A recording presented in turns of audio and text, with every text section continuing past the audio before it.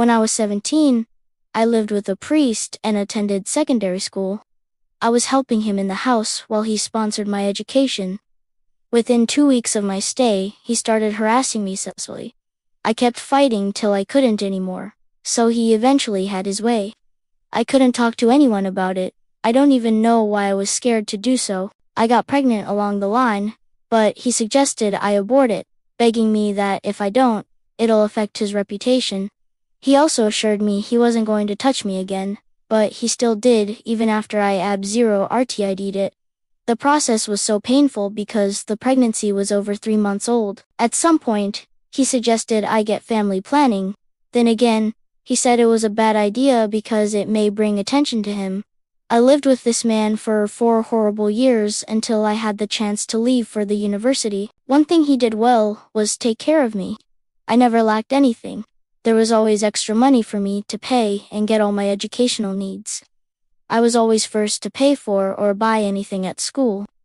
When I was in university, I had to come home on weekends to cook and store for him. I also got a boyfriend, so I became more strict with not letting him touch me. I had learnt, and I was also regretting the way he took advantage of me. He became tough. He refused to pay my fees sometimes and delayed other times. I also made sure my bills were always overstated so I could always have some extra money in case he doesn't pay. One day, I had the idea of taking a video of him forcing me to blackmail him. It worked.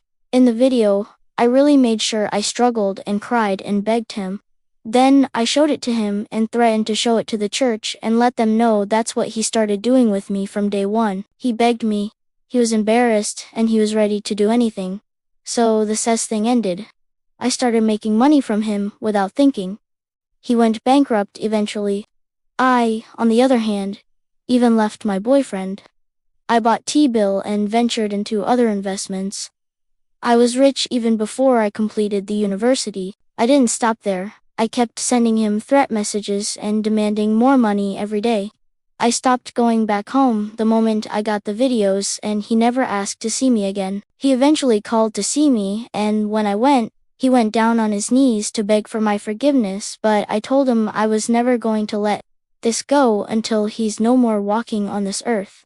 He said he regretted his actions and was willing to do anything I wanted just so I could forgive him. So I jokingly said he should take his life and I'll forgive him. This morning, I received a call from him.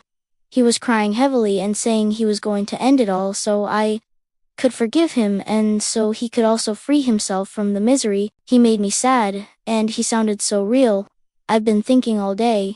Inasmuch as I don't want him to do it, I feel I don't want to see or hear from him again. Will I be guilty if he really does it? Should I stop him, or I should just pretend I don't know what's going on?